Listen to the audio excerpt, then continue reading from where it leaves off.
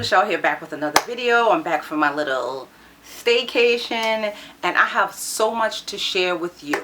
So today I was going to make this video really long so that I could give you all of the nooks and crannies and details about CurlyProverbz new Ayurvedic hairline, but then I realized if I make it as long as I intended to share all the details, I might lose some of you along the way. So what I'm going to do in this video first is I'm going to talk about the logistics of two of the products in the line. That is the tea rinse and the hair growth oil. So as you can see, my hair is pretty dry here. I've got some fuzzies going on and I've just had my hair in a braid out this week.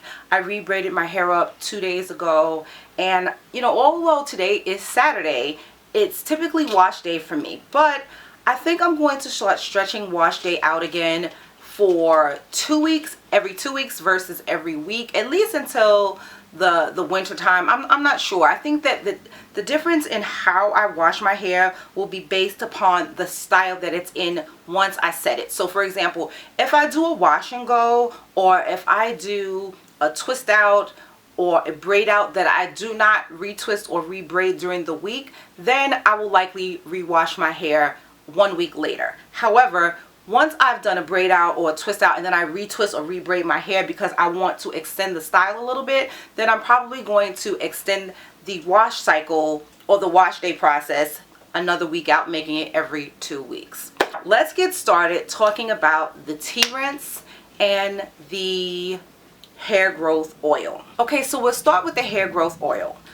It comes in a bag that looks just like this with a top that's sealed. It contains all of the herbs, and this is in its most potent form. There's no water in this, so this will not spoil. It contains coconut oil, olive oil, henna, fenugreek, castor oil, vitamin C, rosemary, peppermint, and tea tree oil. What I've done is I've taken this oil and I've put it in the applicator bottle, because although you could open this and kind of like pour it into your scalp and apply it and massage it, I feel like you're wasting product because the spout is so large. You could drip extra. You may use more than you actually need. I've put it in here in the applicator bottle, and I even got all of the little herbs down to the bottom, because the herbs will continue to infuse into this oil while it is, you know, sitting around waiting for you to use it. When I attended CurlyProverbz launch party a few weeks back, one thing she noted was that the product, the oil that you get, that you buy, that not making it yourself like she makes it, it does not contain MSM. However, she highly recommends using MSM to boost the product and stimulate even more hair growth. So I went on Amazon and I purchased this jar of powder MSM.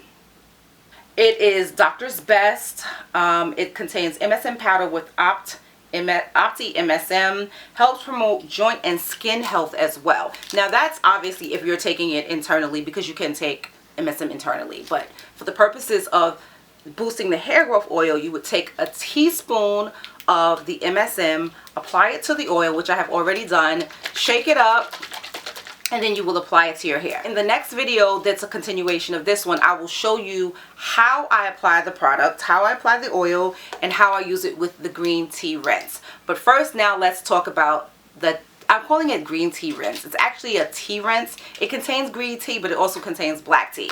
But it's a tea rinse, and another thing that CurlyProverbz, aka Farida, stated was that you do not have to wash it out.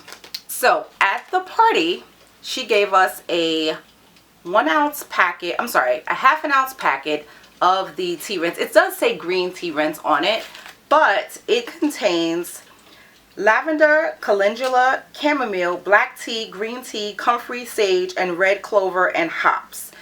Again, herbs in their most potent state. And the product is weighed, so it may not look like a lot. You don't get a lot.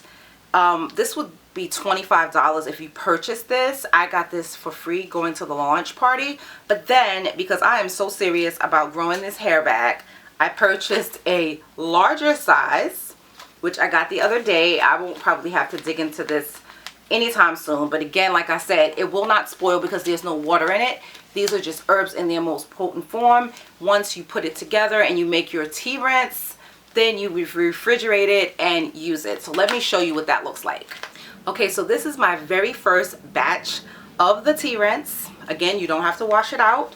But so the key to using this is, if you're not going to wash it out, you need to use something that will balance out all the strength that you're getting from this. If you've not seen my video where I share how I was using Farida's henna tea rinse, then check that out. I'm going to link it in the description box below.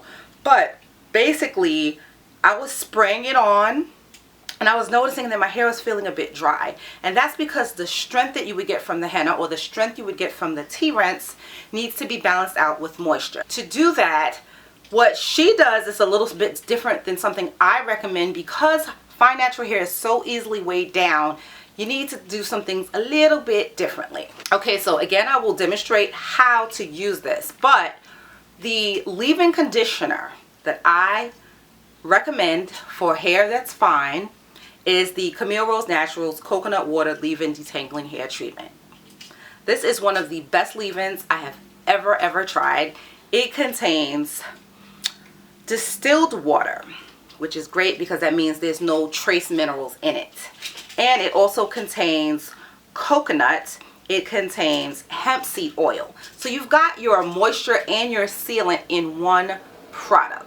So what you would do is you would spray this on, and you would seal with and moisturize and seal in one step using the leave-in conditioner. Excuse the background, the noise, because yeah, I live along like the railroad line, so that's going to give a little bit of noise here and there. But one of the things that Farida does is, after she applies the leave-in, she seals with Jamaican black castor oil. I do not disagree with that, but however, Jamaican black castor oil can weigh fine hair down. So my recommendation is to use the leave-in that contains the oil in it, a light oil in it, along the length of your hair after you spray the green tea rinse, and then use the Jamaican black castor oil on the ends of your hair only. Being that the ends of your hair are the driest part and it needs the most attention, that's where I would focus putting the oil on, so that you could get that great sealing on the ends but not weigh the length of your strands down. The Jamaican black castor oil that I use is by Tropic Isle Living, and I use the lavender Jamaican black castor oil.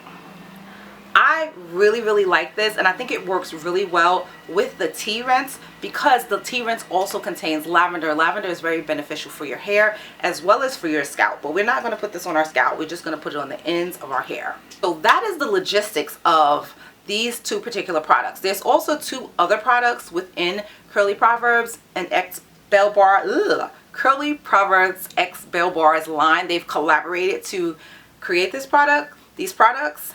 And that is the Cassia hair gloss and the Henna hair gloss. I've been using henna for a really long time, just as a full strength henna. And so I've done hair glosses before, but I typically do it full strength because I only do it every, say, 3 months or so. But since I'm trying to get that beast mode hair growth, I will start using the henna once every week to 2 weeks in the hair gloss mask, because you can use that a lot more often. It's already balanced out because you're going to add it to a conditioner of your choice. I recommend certain conditioners, but I'll save that for another video.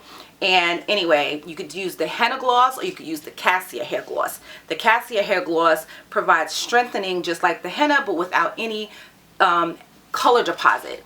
I have found, however, that henna does not deposit color to the hair when it's in a conditioner, when it's in a gloss state. So you could use the cassia or the henna, and I have both of those products as well. I will show you in a future video how I use them. It's pretty much the same process for both. It's just a matter of which one you want to use. I've been using the cassia hair gloss. I get amazing shine. Check out this picture right here. Yeah, when I tell you, when I posted this on Instagram, I got so many likes. I typically don't get more than, let's say, maybe 60 something likes. but this, like, when people were like amazed at how shiny and how vibrant and how the curls were just so springy. And the cassia hair gloss in conjunction with the green tea rinse really did this. It worked together so well as with the lavender Jamaican black castor oil. Anyway, I'm going to end this video right here, and I'm going to finish it up in the next video, part 2. I probably won't post that today. Maybe I'll post it tomorrow. I have to do the editing because, you know, I start to ramble. And look out for that, okay? Thank you for watching this video. Have a very blessed day, and I will see you in the next one.